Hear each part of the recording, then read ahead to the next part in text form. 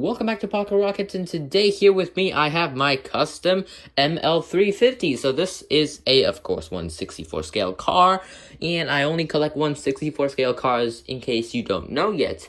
And this custom was never intended to be done because, well, this car has been sitting in the depths of my collection for a very long time. Exactly how long, I don't know, because, why would I know some car that I don't even care about? So basically, I didn't really care about this car. I didn't care about this car at all. It was just this ugly car, and, why did I buy it? Well, because, I bought it in a 5-pack, and I'm pretty sure I bought the 5-pack for the M6, which is resting in the display collection, not in the bin of terror, which is... The bin of terror is basically all the ugly cars that is in this giant plastic bin, and the display collection is what you see right there.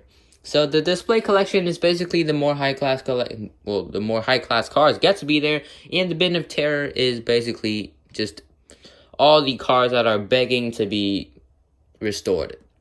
So yeah, this was one of them. And I was flipping through the bin, and I was like, this car is pretty ugly. Because, frankly, it's not too beautiful. I mean, the styling is just speaks very average. Just nothing really too outstanding, and just nothing really too cool about this car. And I was like, let's make it cool. So... because this is an SUV, and I decided to give it a off-road feel. So this car was originally a Majorette. Wait, what am I talking about? This is a Real Toy.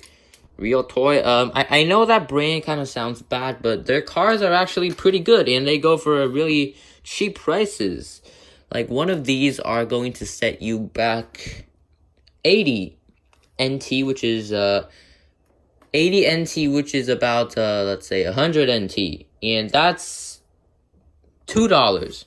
So yeah, I know it's a little expensive for US collectors because your Hot Wheels cars are only $1 or $2, but in Taiwan this is actually pretty cheap. So yeah.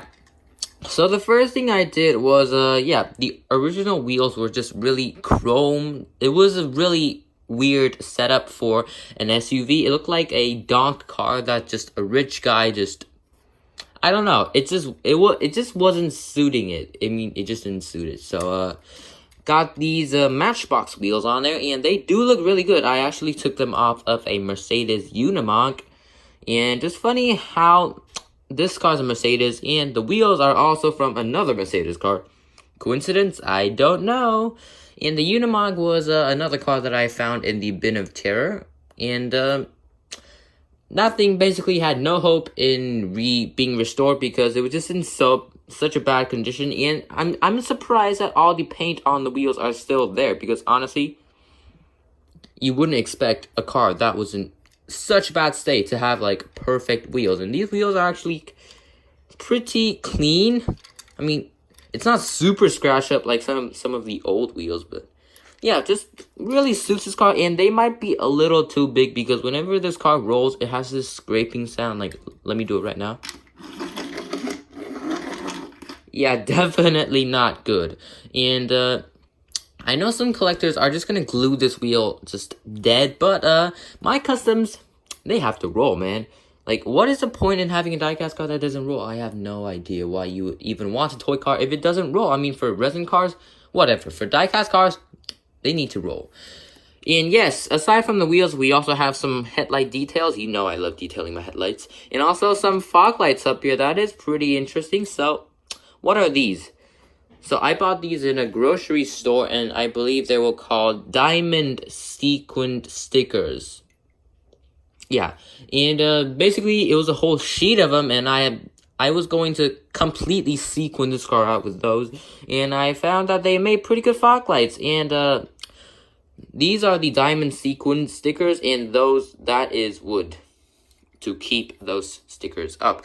And the wood is actually really hard to make. I had to make it the exact perfect size to put it on there, and also glue it to the car, and it kept on falling, so that was a little annoying. And probably my favorite my favorite part of the car comes right now, the surfboard. So, yeah. I don't know why I wanted to put a surfboard on there, but this car didn't have the surfboard until, I don't know, 15 minutes ago that I decided to put it on there. So this car had been roaming around for 3 days without a surfboard, and I just slapped a surfboard on it, and it was kind of the piece that completed this car. Just really suiting it. I mean, off-road, kind of rugged-ish, but also this really cool, chill surfboard that's just on the top. Really, I mean, suits it in a contrast way, right? I mean, overall, like, imagine this without the surfboard. I mean, yeah, sure. But with the surfboard, it just kind of looks more finished. I mean, I don't know if you guys think that, but I definitely think it's a lot more finished. So, yeah, that was one of my more recent customs. And if you like to see some of my other more recent customs, please go check out the channel. And please subscribe. And that will be Pocket Rockets here for today. I'll see you next time. Goodbye.